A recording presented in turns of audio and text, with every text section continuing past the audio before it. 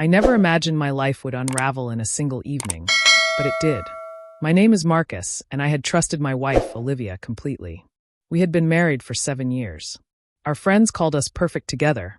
Our weekends were filled with laughter, and our home smelled of freshly brewed coffee and warm bread from Sunday mornings. I thought I knew everything about her. I was wrong. It all started with a text. A random notification on her phone. "See you tonight, can't wait." It wasn't marked urgent, but something about it made my chest tighten. Olivia had been distant lately, longer hours at work, vague explanations, a tired smile that didn't reach her eyes. I brushed it off. Surely it was just stress, right? That night, I returned home early from a business trip, planning a surprise dinner to reconnect. The house was quiet, eerily so. Olivia's shoes were missing from the hall. Her bag wasn't by the door. A strange unease settled in my stomach. I slipped her phone off the charger, knowing I shouldn't, knowing it might destroy everything. But I couldn't stop myself. Scrolling through her messages, I froze. Multiple conversations, hours long, with a man named Jason. Not just casual chats. Flirty texts, dinner plans, subtle jokes only lovers share. I felt my heart pound, my chest tighten, every word burning into me like acid. How long had this been going on? The betrayal wasn't sudden. It had been creeping in, silent, hidden behind a practiced smile, and whispered, "I'm just tired." I needed proof. I couldn't confront her blindly. Following her seemed cruel, invasive, yet necessary. That evening, I trailed her to a small, dimly lit bistro in the city. From across the street, I watched. My stomach churned as I saw her laugh, leaning close to him, her hand brushing against his in a gesture so intimate, so deliberate, it shattered the world I thought we shared. She was smiling at him like she hadn't smiled at me in years. I wanted to scream, to storm in, demand an explanation.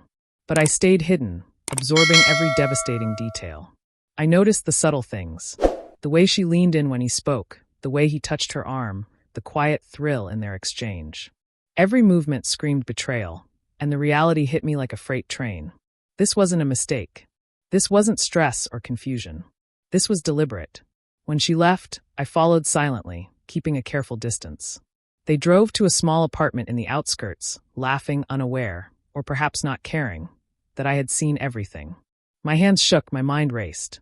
Part of me wanted to confront her immediately, tear into her, demand answers. Another part wanted to disappear, to escape the pain and never return. I spent the night in a haze, replaying every memory, every conversation, every quiet argument that seemed insignificant at the time. Every smile I thought was genuine now felt like a lie. The betrayal wasn't just the affair, it was the hidden life, the whispered secrets, the realization that the person I loved most had been living a double life. The next morning, I didn't say a word. I didn't call her. I didn't act like nothing had happened. I needed clarity before confrontation. Hours later, she walked into the living room, humming softly, as if nothing had changed. I placed the phone on the table, showing her the messages, the photos, everything. Her face went pale. I can explain, she stammered, but her eyes told the truth I didn't need to hear. She couldn't. The trust we had built over 7 years crumbled in that moment. I realized then that forgiveness wasn't just impossible, it was unnecessary. I wasn't going to beg for an apology or chase a love that no longer existed. I filed for divorce that week, meticulously documenting everything. The prenup ensured she walked away with nothing she didn't earn.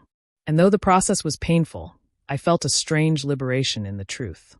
Betrayal is a heavy weight, but once it's confronted, it can't hide anymore. Months later, I moved into a smaller apartment downtown. The air felt lighter, the mornings brighter. I started spending time on the things I had neglected. Painting, running along the river, reconnecting with old friends. I was no longer trapped in the shadow of someone else's lies. The anger faded, replaced by clarity. Betrayal doesn't define us, it reveals us. It showed me what I could survive, what I could rebuild. The day I signed the final papers, I felt free. Free from the deception, the constant guessing, the quiet pain of wondering if I was enough. I had lost a marriage, but I gained myself back. And for the first time in years, I looked in the mirror and didn't feel broken. Sometimes I still think about what could have been. But now the thought doesn't hurt, it strengthens me. I know my worth, my resilience, and the boundaries I will never allow anyone to cross again.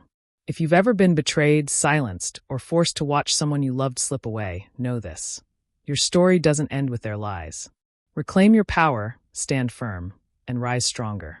If this story resonated with you, hit that like button and subscribe for more true life stories of betrayal and resilience. Turn on notifications so you never miss a story that will keep you on the edge of your seat and remind you that rising from betrayal is always possible.